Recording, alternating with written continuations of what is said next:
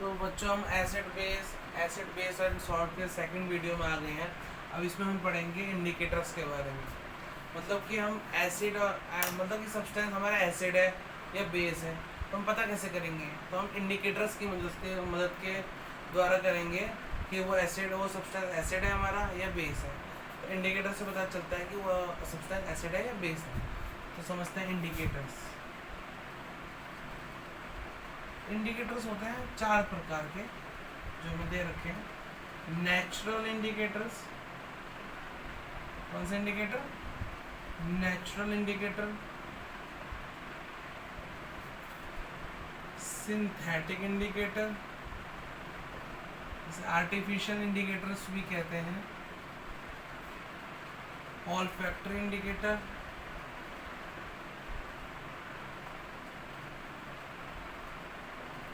And last one universal indicator. इसमें हम pH paper के बारे में बात करेंगे। ठीक है, तो 1 बाय 1 हम सारे इंडिकेटर के बारे में जानते हैं। तो सबसे पहले हम सीखेंगे नेचुरल इंडिकेटर के बारे में। तो इंडिकेटर एसिड और ये हो गया बेस। तो इंडिकेटर पहले लेते हैं लिटमस। ये नेचुरल इंडिकेटर की बात हो रही है यहाँ पे। लिटमस पेपर ले लो या आप लिटमस सॉल्यूशन ले लो। ठीक है, अगर लिटमस पेपर या लिटमस सॉल्यूशन किसी एसिड के साथ रिएक्ट कर जाता है, कोई सब्सटेंस दे रखा है हमें, एसिड है वो, तो हमें कैसा कलर मिलेगा लिटमस पेपर का या लिटमस सॉल्यूशन का? रेड कलर मिलेगा। अगर ये बेस के साथ रिएक्ट कर जाते हैं तो हमें ब्लू कलर मिलेगा। ऐसे ही दूसरा इंडिकेटर है natural, red cabbage leaf extract. ठीक है, red cabbage leaf extract.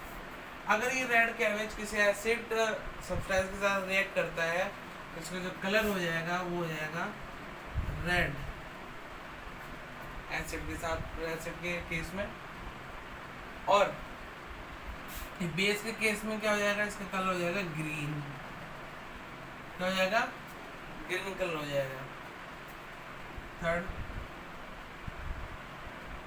Turmeric की बात करें अगर हम,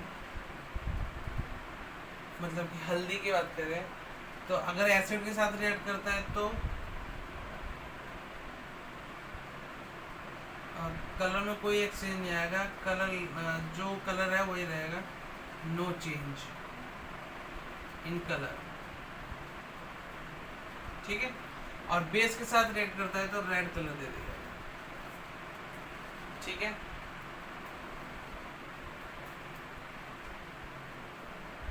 एक और इंडिकेटर है फ्लावर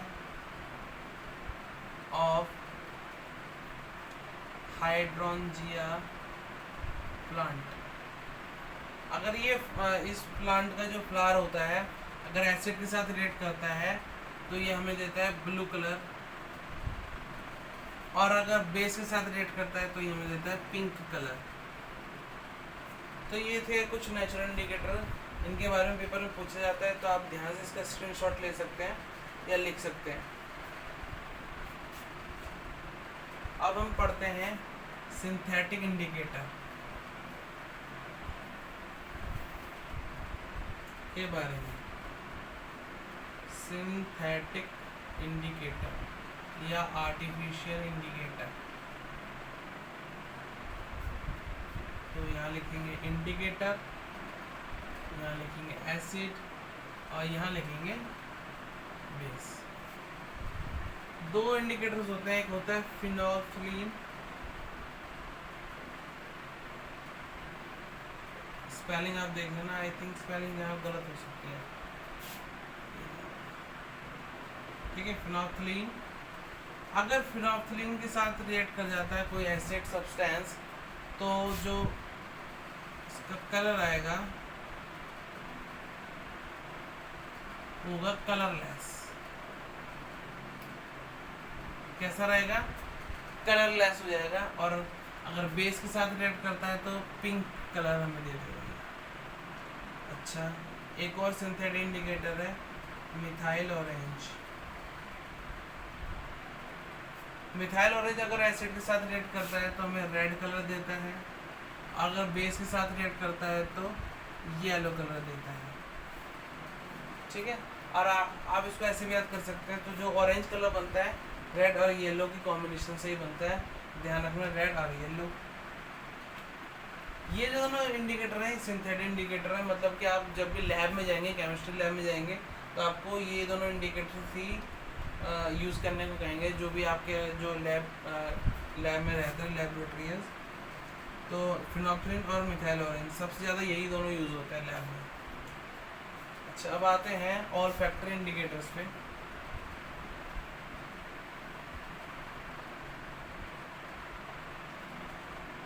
ऑल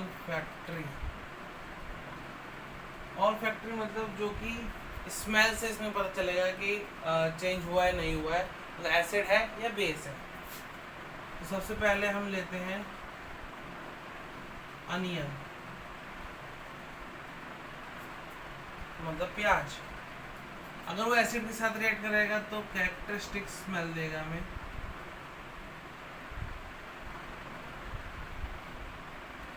और अगर वो बेस के साथ रिएक्ट करेगा तो नो स्मेल।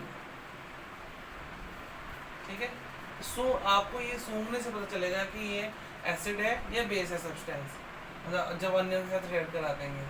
ठीक है, क्योंकि ऑल फैक्टरी इंडिकेटर है। अगला है vanilla essence. Vanilla essence acid के साथ रिएक्ट करेगा तो रिटेन स्मेल, मतलब जो स्मेल है वो बरकरार रहेगी, मतलब उसमें होगी जो स्मेल है वैनिला की वो रहेगी उसमें, अगर एसिड के साथ रिएक्ट करता है तो। और अगर बेस के साथ रिएक्ट करेगा तो नो स्मेल, कोई स्मेल नहीं रहेगी।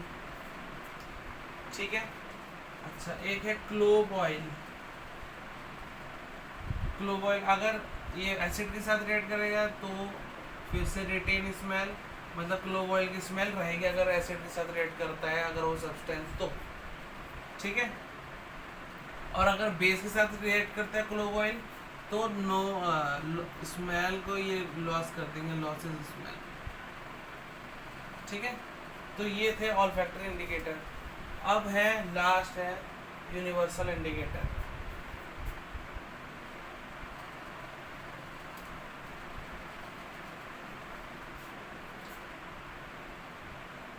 यूनिवर्सल इंडिकेटर या पीएच पेपर ही कह लीजिए, पीएच पेपर के बारे में उसका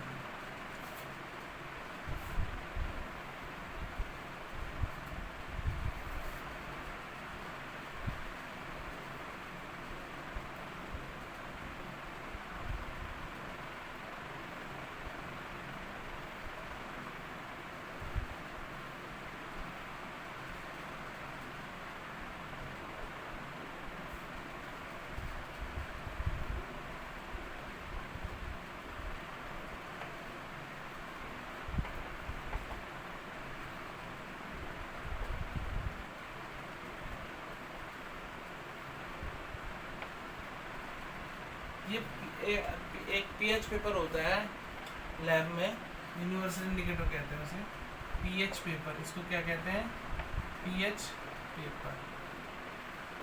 ठीक है, अगर जो आपका जो सब्सटेंस है वो एसिडिक है, या मतलब सॉल्यूशन अगर आपका एसिडिक है या सब्सटेंस अगर एसिडिक है, इसका जो पीएच होगा वो 0 से 7 के बीच में लाई करेगा। कहाँ से कहाँ के, 0 से 7 के बीच में अगर लाई करता है पीएच आपका, तो वो क्या है, एसिडिक सॉल्यूशन है या एसिडिक सब्सटेंस है। अगर आपका पीएच 7 से 14 के बीच में लाई करता है तो आपका जो सब्सटेंस है वो बेस है। और आपका जो पीएच है वो 7 को इंडिकेट करता है, तो आप जो है न्यूट्रल पॉइंट है, क्या है, न्यूट्रल पॉइंट। ठीक है, तो यूनिवर्सल इंडिकेटर से ऐसे पता करते हैं कि जो सब्सटेंस है या सॉल्यूशन है वो एसिडिक है या बेसिक है या न्यूट्रल है। ठीक है। तो अब एक चीज़ और इसमें बता देता हूँ, 0 से 7 के बीच में जो H+ आयन की कंसंट्रेशन है वो अधिक रहेगी। क्यों? क्योंकि ये यहाँ से एसिड को शो करता है और यहाँ से बेस, तो इसमें OH- आयन रहेंगे। 0 से 7 तक क्या रहेगा, H+ आयन रहेंगे इसके अंदर। अब 7 से 14 में OH- आयन रहेंगे। जैसे जैसे pH बढ़ता जाएगा, मतलब कि जैसे जैसे pH अगर हम BH नंबर जो बढ़ता जाता है तो H+ आयन की कंसंट्रेशन घटती रहती है, क्योंकि हम बेस की तरफ जा रहे हैं। तो H+ तो आयन जब देते हैं जब एसिडिक होता है, तो हम जैसे जैसे हम बेस की तरफ जाएंगे तो H+ ऑटोमेटिकली घटेगा, क्योंकि H+ तो एसिड को शो करता है, पर हम ज़्यादा बेस की तरफ, तो बेस तो OH दिखाएगा, तो H+ का क्या होगा, घटता चला जाएगा और OH- आयन बढ़ता चला जाएगा। ठीक है। जैसे जैसे हम pH pH नंबर बढ़ता चला जाता है, मतलब कि 5, 6, 7, 8, 9, 10 एंड ऑल ऑफ दैट, तो H+ आयन क्या होगा, बढ़ता चला जाएगा, घटता चला जाएगा। OH- आयन इंक्रीज होता रहेगा, ये डिक्रीज हो जाएगा, ये इंक्रीज हो जाएगा।